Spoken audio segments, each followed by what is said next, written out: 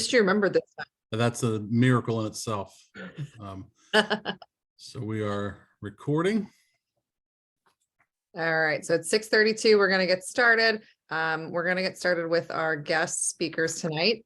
So I think we have Dr. Monaghan, and then Hi, thank you for having me. and we have Mrs. Dede as well. I think she's connecting to audio. Connecting to audio, yep. And I already told Mrs. Dede that she will chime in when she feels the need to. So she doesn't necessarily feel like she has to do that. Awesome. Okay, so I think you have some important things you want to talk with parents Yeah. about tonight. So Yeah. I'll let you get started. So I'm going to try to move us along quickly, and so I don't take up a lot of your time. So I'm just sharing the. Sorry, I'm presenting here. If that's okay. Thumbs up. If you, Corbin, can you thumbs up? Can you see my screen? I can. Thank you. So I'm going to have to start at the beginning here. So I'm here tonight to talk about the curriculum revision process. And so while we are in English language arts, we are currently revising our curriculum. We are one of many curriculums that get revised every 5 years. And so in full transparency, we're here to provide family input on the curriculum revision process. It's really kind of the goal of our presentation tonight. So we want you to understand the curriculum revision process. We want you to understand actually what the OJR English Language Arts curriculum is. We want you to understand materials that are used to teach the curriculum. And then we're going to end with an opportunity to provide you with a link that will give you feedback on the curriculum revision process so that parents and family members have an opportunity to be involved in that component of our curriculum writing. So we, in the Owen J. Roberts School District, write curriculum every 5 years for each subject. So if you just kind of look across the top in the columns, you'll see that we have subject areas for each year of curriculum writing. And those are really broken out based on the resources that are involved in purchasing materials. So if you look at that fourth column to the right, and you look at language arts, health and PE, guidance, and ESL, those curriculums are grouped together because financially they don't impact a large scope. So if we were to rewrite curriculum for math and language arts in the same year, there would be a large financial cost. So the reason that math and language arts are not in the same year is to kind of decrease the impact on finances. So year one, which is this year for English language arts, we're rewriting curriculum. Next year, we would implement that curriculum with new resources like books or materials. And then we would update assessments the following year if needed. And so when we write curriculum, we start with the state standards, and from there we develop a scope and sequence, and we use our knowledge of research on reading and writing development to select those resources. The one thing that I like to start with in this is that we don't teach books. So what I mean by that is that if we are using a novel to teach narrative comprehension skills, the book that we're using is not something that all students need to read in order to access the curriculum. So we teach thinking skills that the standards promote, but books are optional. And so if a student or a family member has an opposition to a certain book based on content, we look for alternatives to provide to those families who have that. So oftentimes families confuse, or I should say confuse, have the perception that books are the curriculum, and that is not the case. And I think that's just an important point to make in talking about curriculum revision. So just to give you an example, I'm going to skip ahead to secondary examples. We use the state standards to write our curriculum. So here's an example of a state standard on reading informational text related to key ideas and details. And you can see that in grade 7, the state is asking the students to analyze the interactions between individuals, events, and ideas in a text. And in grade 8, they're asking students to analyze how a text makes connections among and distinctions between individuals, ideas, or events.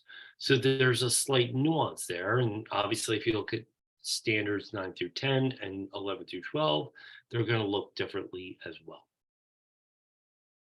And so if you as a parent or a family member would like to access the content for your child's reading level, you can access that through our district homepage by clicking on departments. And the directions are here, and I can share this with Mr. Stoltzfus, so you can share it out with PTA. There's departments, and then select curriculum and instruction.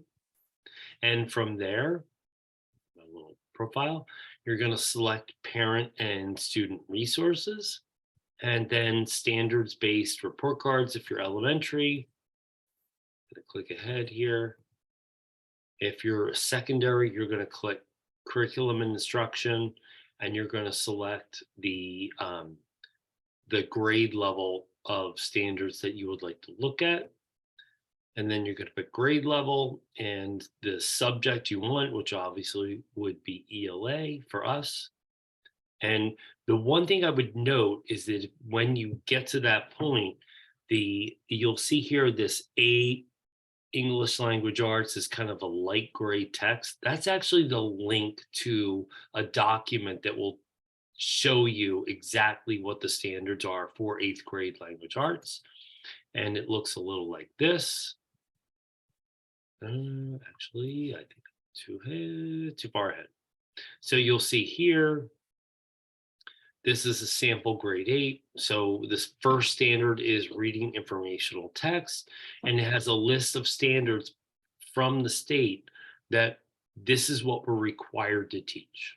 So I kind of go back to that. We don't teach books, we teach the standard. So the first bullet there, you'll see for informational text, is determining essential theme of the text and analyzing its development over the course of the text, including its relationship to supporting ideas, and provide an objective summary of the text. So that's something that's not specific to an actual text.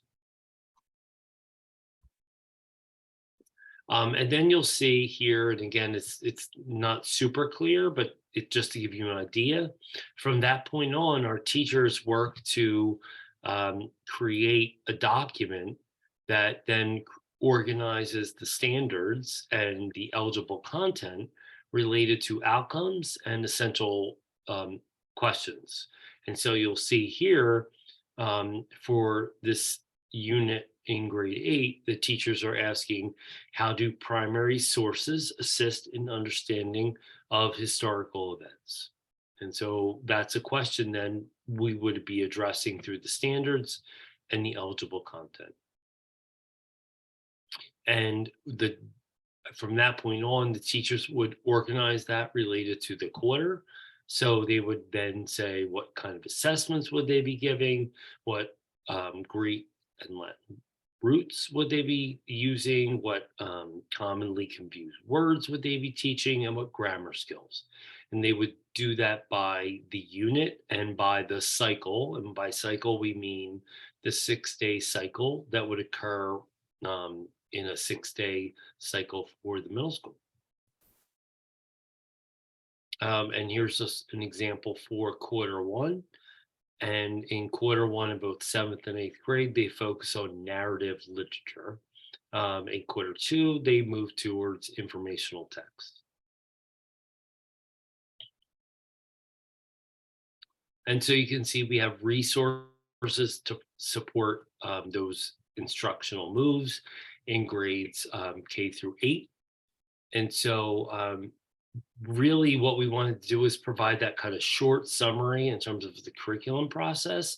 And if you have a phone at your hand, if you open up your photos and take a picture or just scan over the QR code, we are asking for your input or some feedback on the curriculum revision process, so that we have some sense of what parents feel is important and what we can do to revise our curriculum with families in mind and our students.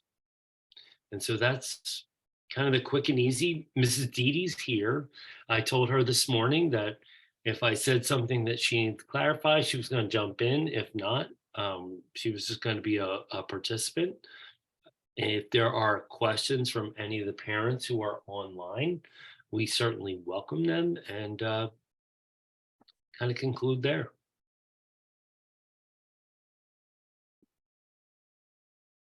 Does any parents have any questions for Dr. Monahan?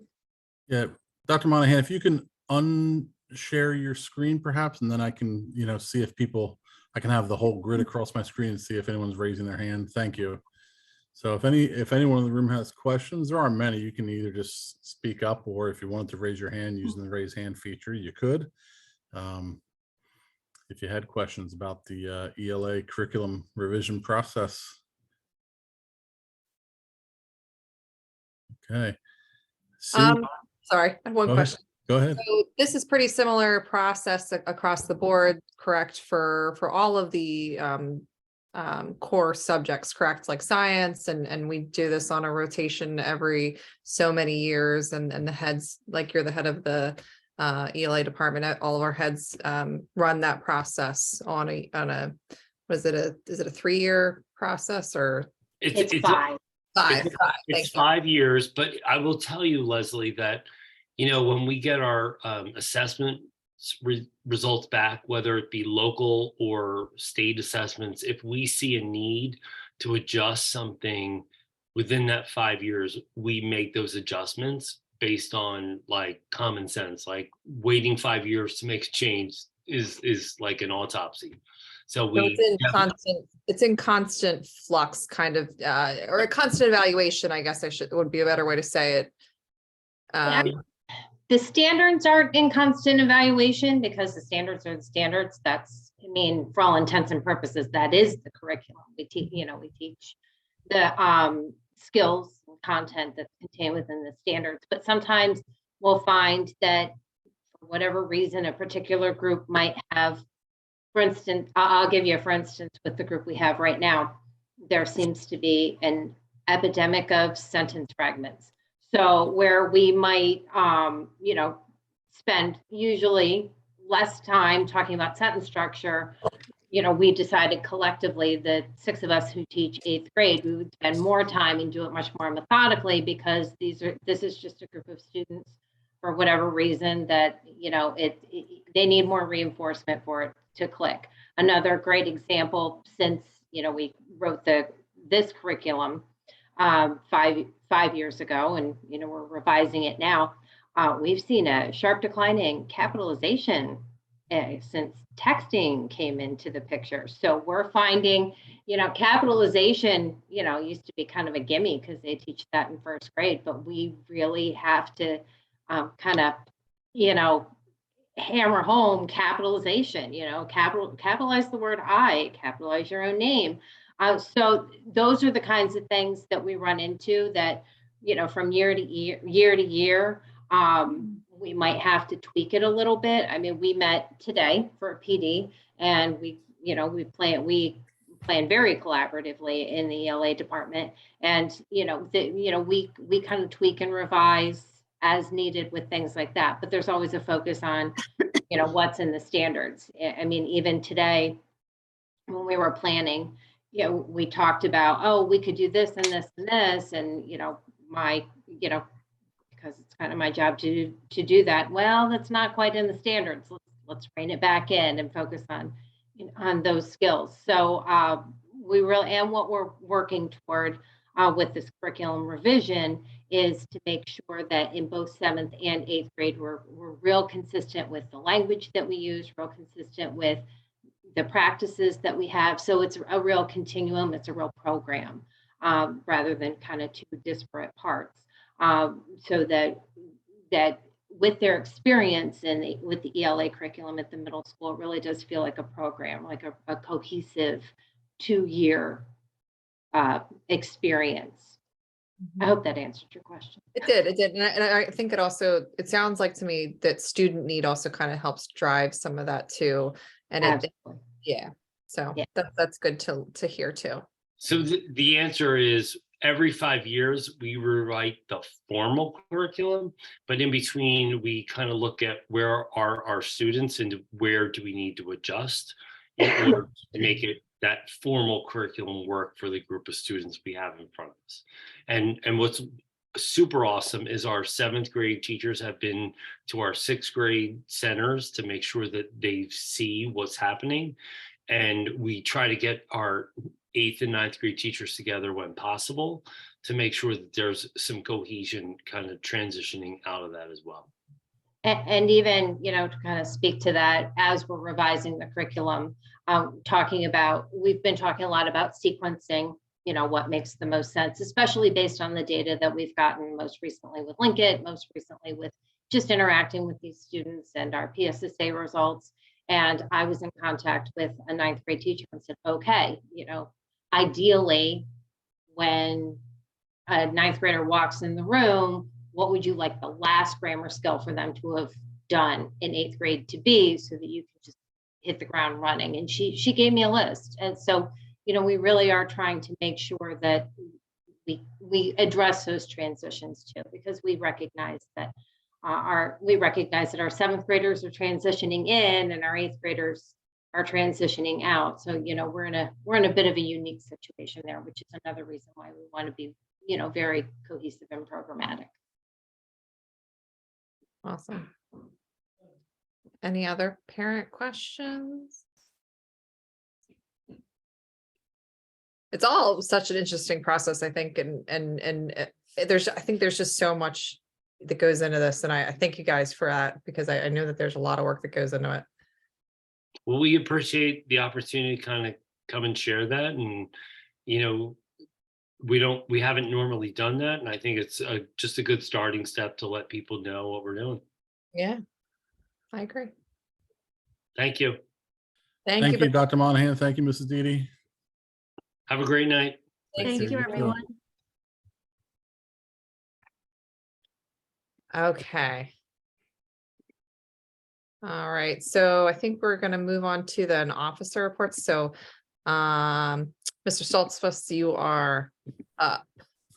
Okay.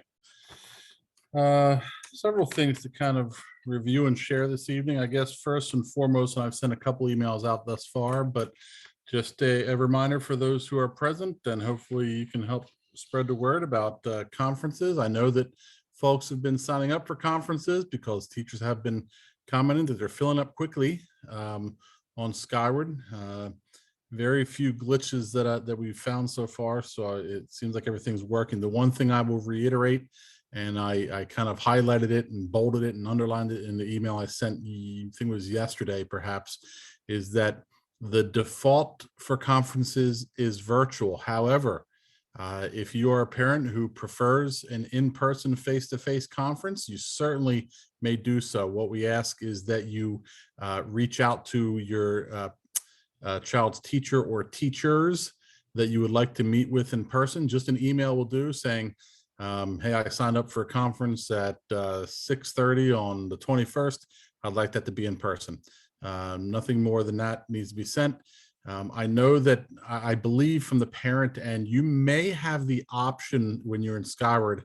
I haven't looked at it from the parent end yet, but you may see an option where you can choose virtual or in person, kind of a toggle between the two. And that's fine if you want to choose in person there as well. But we do ask that you follow up with an email to a teacher if you want to meet in person. Otherwise, they'll assume it's going to be virtual.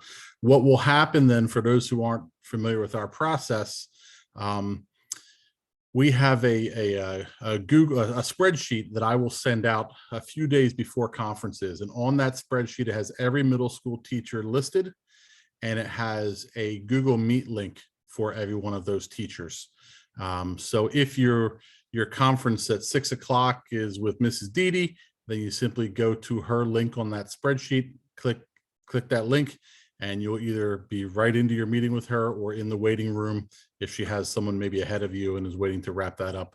But you would simply click that link and have access to Mrs. Dede. When that conference ends, your next conference is with Mr. Hofer, you simply then click on his link at 6:20 or whatever time you have for Mr. Hofer, and you just keep following that process if you're doing them virtually. Obviously, if you're coming in person, you know the routine. You just find the classroom at the given time, and there you are. So the window for signing up for conferences is Wednesday the 16th at 8 p.m. My guess is that by Wednesday the 16th at 8 p.m., most of the conference slots will be filled. However, teachers have been notified that they're, if someone is requesting a conference but having trouble finding a time slot that fits in their schedule, then they can make arrangements with the teachers or vice versa to get something done, whether it be a phone call sometime or another day during a planning period that they can reach out to the parent. Obviously, there are limited numbers of time slots in the conference schedule, and certainly not enough if every parent wanted a conference with that teacher. But we will make time, whether it be phone call or a virtual meeting or an in-person meeting. They'll figure something out, so no one will be turned away if you want to see a teacher. But that's the big thing underway right now. You may have seen in my update last week, our lost and found is overflowing. I did include some pictures. You probably couldn't make out really much of what was there, but lots of sweatshirts, water bottles, all of it, of course, looks like stuff that probably cost some parents some good money to purchase, but it's been sitting in our lost and found, or piled up in our lost and found for weeks now.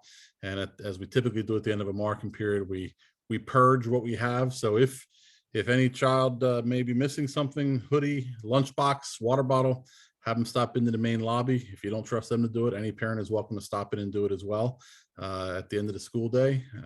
We're here till someone's in the office till 4 o'clock. That can buzz you in and let you look through the lost and found if you happen to have something there. We had a couple weeks ago our reward for our fundraiser, those who earned the bingo party and or the trip to the Extreme Air up in Wyomissing. Had a great time up there. We had about 80 students that went on that trip that day. They had a blast. FYI, and I'll be sending some information out of greater detail out about this as well. The cookie dough, if any child sold cookie dough or any frozen food items, that'll be coming in on the 16th, and parents will be able to pick that up on the 16th between 3 and 6 p.m. If a child has a small order, like maybe they had one small box of cookie dough, we're going to try to get that to them in school and save a parent a trip up to us. We'll just send it home with them on the bus or when they leave school that day. But there are some who may have multiple boxes of frozen food items, including cookie dough, and they're not going to be able to carry it home on the bus. The parent will have to come pick it up. Again, more details to come on that, but that's on the 16th, November 16th. And distribution is out of our cafeteria for between the hours of 3 and 6 p.m. You'll get an email from me. I believe there's information posted on the athletics webpage about winter sports. Probably information there as well about impact tests. If for those who didn't do the impact test for a fall sport, they will need impact tests for winter sports. But check the athletics webpage. There's a link off of the middle school webpage that'll take you right to the athletics webpage and have announcements there specific to middle school sports. Nothing really going on, I believe, until after Thanksgiving break, typically for middle school sports. The high school sports will always start a little bit earlier than middle school sports. Ours typically for winter will not start up until after Thanksgiving break. As part of American Education Week, we will again invite any parents into our building that wish to come in to the building. That will also be on the 16th, November 16th. Any parent who wishes to come in for a class period or more, or just to see how long you can last, test yourself in the middle school if you like, and then see how long you can make it through the day. You're welcome to stay the whole day if you like.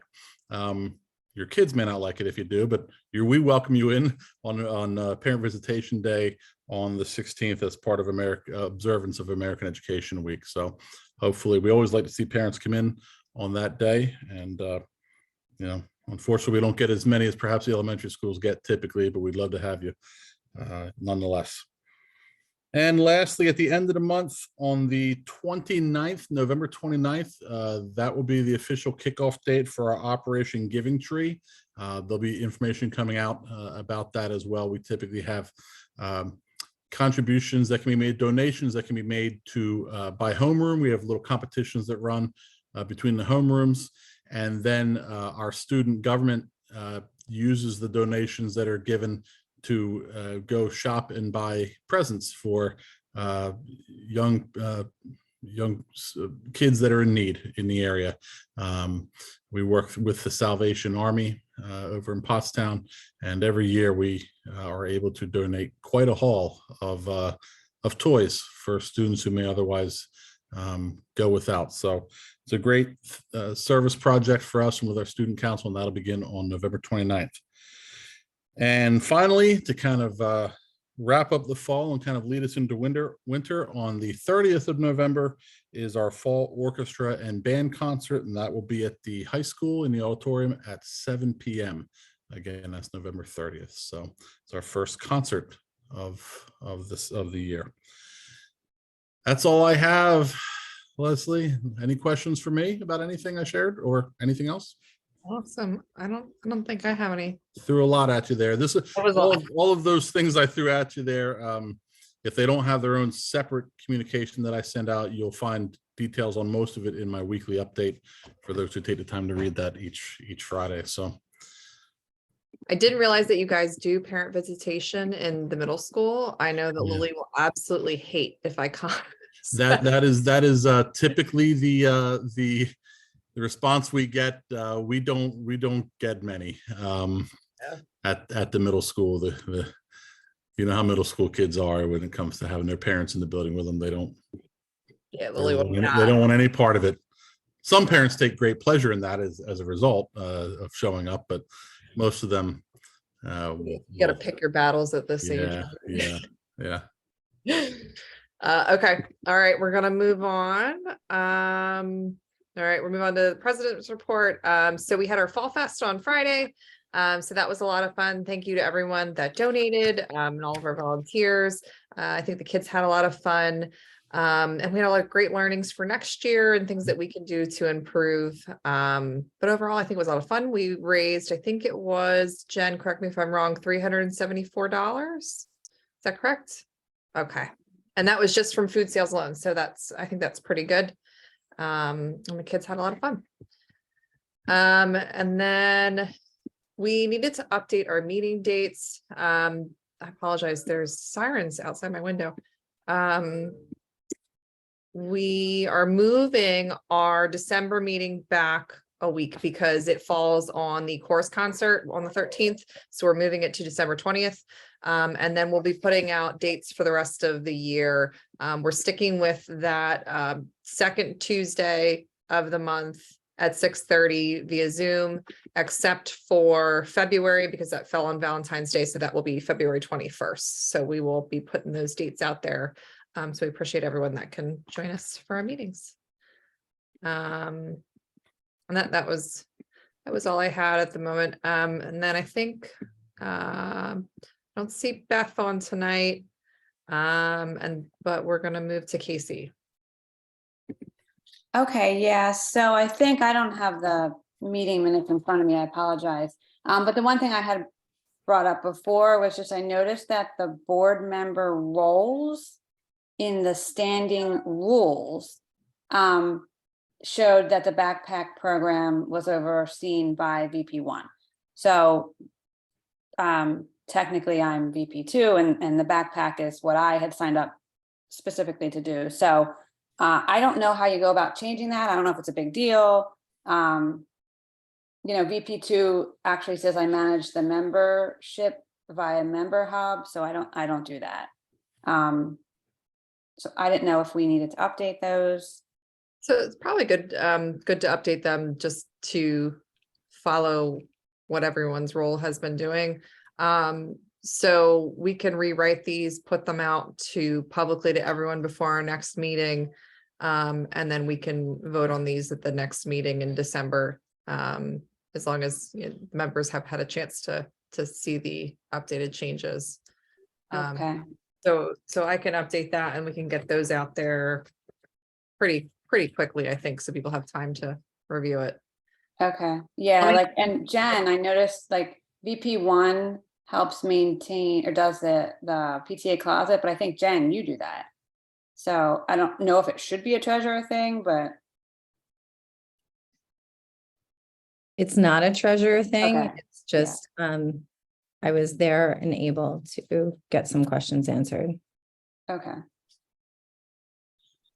So I don't know if there are things that people should be doing that they aren't doing because they're not aware. I just know when I agreed to volunteer for the board, mainly I wanted to do the continue to do the backpack program. So that's why I had noticed that. So what I can do then is I can send to the executive board the rules and standings on, then I'll list in there what you want to change for your role. And we can see if anyone else notices anything from their role that does not align. And then we can make those changes and probably put this out next week for the rest of the members to see before the December meeting. Does that sound good for everyone? Yeah, it makes sense. Okay. And the only thing I just happen to think of, and I don't know, I apologize if it was mentioned before. So teacher conferences are coming up, and I think, don't we usually provide food or something for the teachers? I don't recall that on conferences. That doesn't stand out to me. Maybe I'm thinking of elementary school. I thought we provided something for them. I know the teachers usually organize for conferences. They'll organize potluck dinner Okay. on one of the dates, but I don't recall anything PTA related on conference dates. I think I saw something from an elementary PTA that posted. It might have been North Coventry. I'm not sure. All right. Maybe I'm thinking back to then. Okay. Yeah, as long as I've been on the board, we haven't been doing anything. Can I say something? Yes. Like I understand you putting roles or whatever, and I get that part, but what if someone with middle school, it's 2 years, right? It's a quick changeover unless you have another kid coming and you're there for 3-4 years or, does it have to be specific to that role, or is it that year or that person who's volunteering, that's just what they're doing? So there's currently a document on the PTA website that has, it's called Standing Rules, and it Right. has detailed descriptions for everyone. So Okay. that's kind of where this came from. I'm not opposed to changing it so that it can be flexible. It does have specific roles, but I was at North Coventry and we were a PTO. So that's a little different than the PTA, I guess, stuff of things. I'm just trying to make it easier. I would hate for everybody to work harder, not smarter, Well, I think updating a document's not necessarily too hard, and it's kind of nice to know if you're moving roles or coming into the role, like what the past person had done. Right. I understand your point though of not getting too nitty gritty. So maybe we can take a look at it again and see, is there some things that we can kind of take out so it doesn't have to change every year or something like that. Well, and do you have to be on the board to be in charge of the backpack thing? Or be, you know what I mean? I think That- because this is in our standing rules, technically, Yes, at this point. yeah. Okay, just a question, that's all. Appreciate it, Deb. I'm So- done then. Okay, so I'll get moving on that document. We can see if there's anything else we need to update. Maybe we want to fine tune it a little more and so it's not too granular. Let's see, Noelle. Hello. So I see on my list, I have the meeting minutes from the last meeting, and I was just looking over them, and I don't see that there's anything necessary that we need to review, I don't think, unless there were any questions or comments from the last meeting. I think we just need to approve them, right? Okay. I make a, oh, sorry, Oh, no, I make go a- ahead. to approve the PTO minutes. I'll second. Everyone else, Okay, thank you. any issues? All in favor? Oh, good. All right. And then the other thing I was going to present tonight were the results of a survey Corbin had sent out, which was asking for community feedback about potential speaker topics, like we had a speaker tonight, and other ideas of PTA activities. And we got some pretty interesting ideas here. So for speaker topics, we had to cover drugs and alcohol, like avoidance, of course, how to be a more mindful human, the adolescent brain, tips for improving executive function, motivating kids to be the best student they can be, encouraging a growth mindset, practical tips for parents, discussing mental health, school security, cybersecurity, and then transition to high school for 8th graders. And as a board, we had talked about these suggestions, and Corbin, you were saying really we had resources for pretty much everything. Mhm. So it'd be just a kind of a matter of us mapping out and asking these people if they were, you know, available to Right. present for us. Yeah. Yeah, So I think that I think most of what you have on here, we have resources within the district, whether it be through our counseling office, or our security office, or when it comes to transition to the high school in the springtime, certainly between the administration and the counseling, we can, and that one really intrigues me because it's something we're trying to improve upon, our 6 to 7 and our 8 to 9 transition, and kind of what we do and how we provide that and what we provide for students. So that one's intriguing to me, and I think that would really be beneficial for parents when we're going through the course selection process and the course recommendation process. I know it says here for 8th graders, but even for rising 7th grade families to kind of know what it looks like. A lot of times they're just in the dark. We have counselors come down and speak to our 8th graders, and they'll send memos and whatnot home to 8th grade parents, but you know, I think it falls short sometimes. So I think it'd be really beneficial to kind of get face to face and be able to share my screen and say, okay, when you go into Skyward, here's what you're going to see as a parent, and here's what this means. And I see a great deal of value to that, as well as the other topics there as well. I think I can definitely line up some speakers, maybe provide the dates for the remainder of the year for our meetings, and then they can, if they're interested in coming and presenting with us, pick a date. And then we can pencil them in, you know, but all good topics for sure. I think that's a great idea. I think Jen had already reached out to, is it Dana? About Dana. effective functioning. I think she was interested in presenting. Yeah. So this is great. Corbin, question. I think last year when we were a 6th grade family, you had done a presentation about course selection. Yes. I think, do you typically do that for 6th Yes. graders every year? Yes, that's an annual thing. I think usually around February-ish Okay. is when we do that. It's a sixth grade parent orientation. Got it. Yeah, we do that in the auditorium, and then I think we also kind of live stream it as well for those who can or don't want to join us in the auditorium. But yes, we invite teachers from each department to come and talk about, what 7th grade ELA looks like, what health and PE looks like in 7th grade. What do you need to know about swim? We have counselors. What are the counseling services? How are students divided up? So yeah, that's a every year thing. That'll happen again this year. I thought that was super helpful as a 6th grade Yeah. parent. Do they do Yeah. that with the high school as well?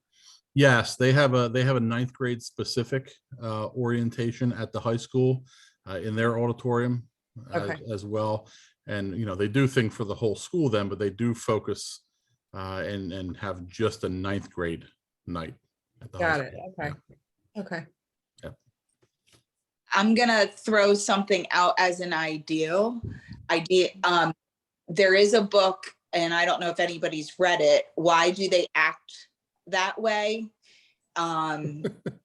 It's a survival guide to adolescent's brain for you and your teen. And I don't know if that would be something like, hey, we're gonna do, and come springtime, kind of, if you want to read the book, but then also attach that to someone coming in and speaking about the lovely middle school years. Deb, can you email that to me? I will do that. Yeah. Yes, thank you. I think I need to personally read that book. Yeah, it is a good book. I've read it once. I'm going to go. I know that I have friends and colleagues, former colleagues, that they actually read it as a staff in middle school. So it's always good to reread things or kind of figure out, I would take all your middle schoolers, but right now I'd like to pass off my 8th grader. So we can have a swap. I have not read that. I'd like to read that one. Now you got my mind going on PD with something like that for next year. So Yeah, I will if send. you receive hate mail from our staff, I'm not going to give your name up, Deb. No, that's okay. But I think This is recorded so they can totally find out. Oh, that's right. Yeah. well, it's actually a good thing, right? Like, Yeah. Oh yeah.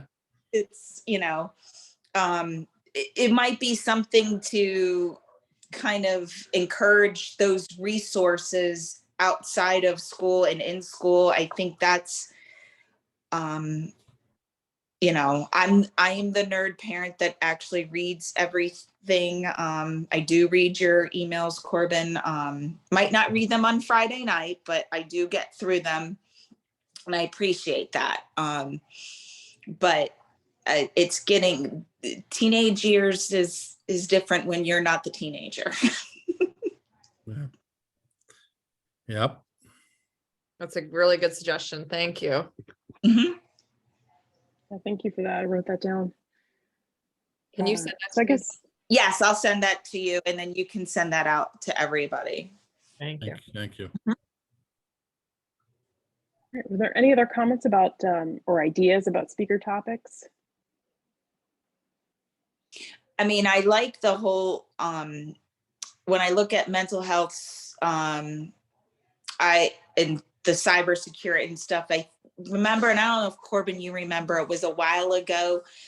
I think both of my boys were still in elementary school. They had high schoolers come and talk about like how the kids are using their phones, what the latest apps were, how they actually, some kids hid things. And we haven't done an update on that world in a while. Mhm. And I feel Yeah. like that's always changing. And then how can we help the school by not having the out of school stuff come into school that then you're having to deal with on a daily. I mean, I feel like it's nice that you don't have phones at the middle school now during the school day. That helps with that. But at a high school level, I remember there was some kind of presentation about all the different apps that are out there. Yeah, a while ago. Was that wasn't with remember when Deb Ryan was with Penn State and she was doing that whole program about child safety? I can't remember what that was called. I think was that when she presented? With Paul.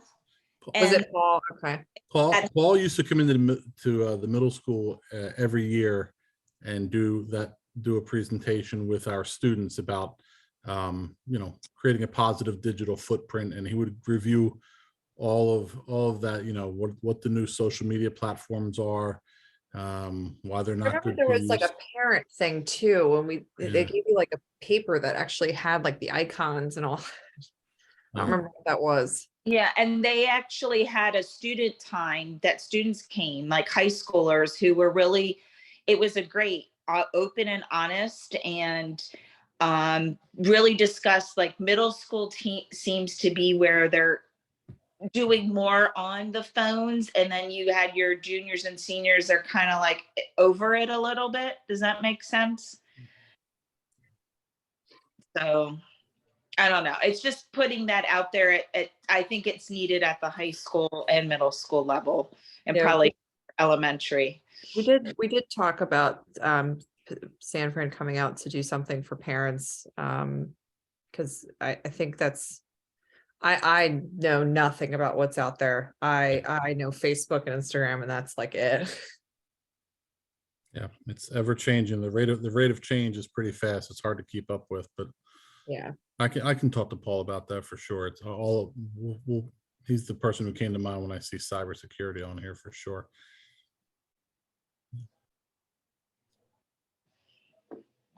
Great. So I guess the path forward then will be, as a board, we'll get together and just talk about maybe tentative dates for having, and maybe like when we might want to cover a topic, like maybe the transition we want to do closer to the end of the school year, that sort of thing, and present that back to the community. Yeah, I think Corbin's gonna check and see availability for speakers with our new Yep. meeting dates, and then we'll Go from there. Yep. All right, so the next question on the survey was about different PTA activities. And some of the things we had were dances for the whole school, a game night with different like board games in different classrooms, movie nights in the gym, bingo, different like parents against teachers football games, or teachers against students kickball games. A popular idea was about doing roller skating, like Raining Rocks or something, or renting out the 422 Sportsplex. So ironically, I just saw a post come through, I believe it might have been on Facebook tonight, about from Rolling Rocks skating rink, that they are no longer, until further notice, they're no longer hosting open skates on Friday nights. They've had a lot of problems recently with behavior and unattended kids and their behavior, physical altercations, lots of verbal altercations. So they have shut down their Friday evening operations until further notice. They said, I think it said they'll reevaluate in the new year. So I think that's one of those cases like the dance, where if we ended up doing something, it would need to be heavily we need a lot of volunteers. Yeah. Well, I think ours would be a private event too, where this was just open skate.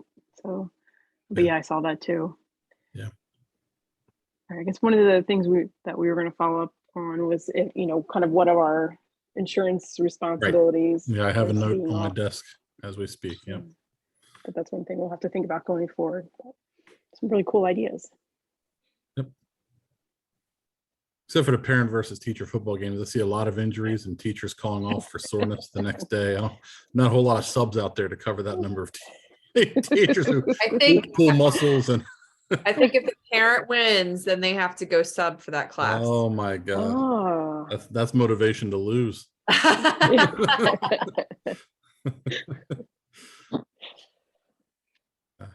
Okay. Any other questions or comments? That's all I had. Thanks, Noel. Mhm. Jen, on to you. Okay. Jen, if you want to share something, I can stop my share if you. I don't know that we can share at the same time. I'm not sure how that works. Do you need to share a screen? I don't think so. Just Okay. that I have the balance of the Okay. So the balance in the bank account is, oops, let's see. And this is with the deposit from the Fall Fest. We have $6,809.57. We do have some money going out. We have credit card bill in for the pretzels for the membership drive. We had two homerooms win pretzels for the win period, as well as gift cards for the teachers. So we do have some money going out. And the signs were ordered for joining the PTA, the lawn signs. So those should be ready by Friday. And that's all that I have. Awesome, thank you. Okay, I think we're gonna go on to our committee reports. So we have two committees, our teacher appreciation committee and our dance committee. I think Noelle, do you wanna speak to teacher appreciation? Sure. So I just sent an email out to the people that volunteered to participate in the committee, just kind of see if they've already met or what's been going on. So I'm just sort of feeling that out and just collecting also lists of what we've done in the past, just as a kind of a baseline, and then we'll go from there. Awesome, and I think Jen, you have some super exciting news to share. Super exciting. For the kids. So we picked the dance date for December, and that would be Friday, December 9th. But we do need to get parent chaperones on board first before we can move forward. So I brought that back to our dance committee to craft a note that hopefully Corbin can send out with, and we'll get a sign up genius together, get those chaperones on board before we move forward. Is that a dance for both 7th and 8th grade? Yes, it is. And just middle school, Owen J. Roberts Middle School students. 7th Got it. and Thank you. Great. so the concern was with our dance last spring, we sold about 500 tickets. Not all 500 showed up, but it was definitely the parent to student ratio was off. So for safety and making sure kids aren't wandering the building, need to have more eyes on the floor. Is there a way to offer like they did at homecoming, like in the LGI, like a spot where kids could play a board game? They want to be there to socialize, but they're not into dancing. So we have discussed that and opening up more areas depending on what we do. So this is going to come in where the chaperones come on board. We talked about using the gym for some cornhole boards and stuff like that, but of course that also has more points of hallways and areas that need to be monitored. So if we get the chaperone participation that we need to cover all those areas, we can. We talked about having the snack and the food area in the lobby. That would leave then the LGI maybe for some quiet area or games. And that's just my observation as someone who volunteered to chaperone the dance last year, that some kiddos just don't know what to do with themselves when they're not dancing, and then that's when they make adolescent choices. Yes, and we did have The a former, LGI book too, so I was able to secure that as well as the cafeteria, so. and we did have a former OGR student that was on our committee meeting call, and he had some great ideas for some games and some little like tournament type things for the kids that would not want to do the dance. So hoping he will send up forward that whole list of things that he had.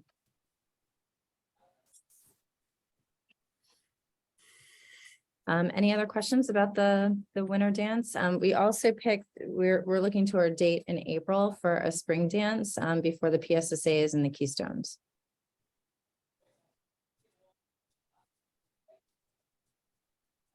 And we will definitely need a lot of chaperones for that too. So if you don't chaperone for this dance, you can definitely come chaperone for the April dance. Or you can chaperone for both. How set are you on that April, Jen? And the only reason I asked that is that the 8th grade dance, I believe, is June 2nd is the 8th grade dance. So I just don't want to have, that would leave you. Well, I guess you gotta have 2 months in between. I was just thinking if you had it in March, you might have a little more space between that dance and the 8th grade dance. I don't know. Yeah, we didn't want it too close to the holiday one either. So we thought either, early April, late March. Yeah. Okay. Any other dance committee questions, thoughts, ideas to share? Okay. Thank you guys so much for all your work on this. Yeah, thank you. Let's see, any questions from any parents out there?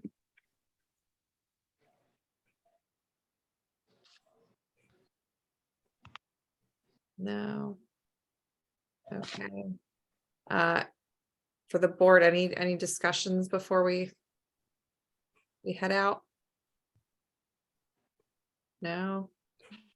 All right, so I think our next big go-getter then is the dance. So we will be moving that right along and hopefully get some communication out to parents really soon. So.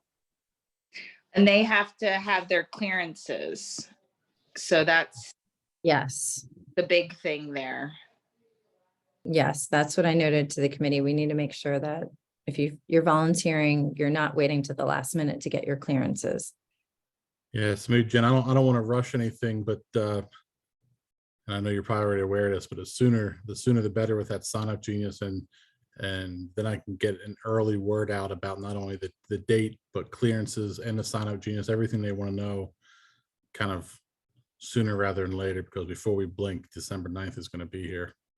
I think you also, especially with Thanksgiving break coming up, it's gonna, I'm you'll come hoping back from to get, Thanksgiving, it'll be upon us already. So right. I'm hoping to get something out at least by Friday. yeah, I'm not trying to hurry. I know it's good coordination of different things, but just putting a thought out there. let me know if you need any help, Jen. Okay, great. I'm happy to help with the Sign Up Genius or whatever you guys need. I'll be happy to volunteer to chaperone. Yeah, you So- will, Deb. Yeah, you will. Deb, I'll be right there with you. Oh, nice. Look at that. Two already. Fantastic. I'll be there too, and I'll make my husband Yes. come again. We got 3. Oh, 4. Perfect. I don't want to bring my husband because then he'll break out his dance moves and no one wants to see that. So Yeah. Can help that night also, but Natalie may never speak to me again, so I just have to prepare myself for that. I Does will be she in the speak to you same now? boat with you, Lindy. Does she speak to you now, though? I mean, that's Good these are point. Good these are middle point. school kids. They're middle school kids. Good point. It's fine. We'll have a great time. Yeah. It's Oh, fine. yeah. Yeah. It's fine. Okay. All right. Okay, so All right. there's a list of our future meeting dates, and then we'll get this out there for everyone so you can mark it on your calendar and come join us for another meeting with all of our great guest speakers we're gonna have. So, all right. And I'll send this recording to Leslie, you and Kara tomorrow. Does anyone else need to have it besides the two of you? And it'll be posted on the PTA website for those who want to go back and look at a date or hear what was said about something. Awesome. Okay. Thank you, everyone. Thank you all. Great seeing you. Thanks for joining us. Bye. All right, Okay. have a good night. Bye-bye.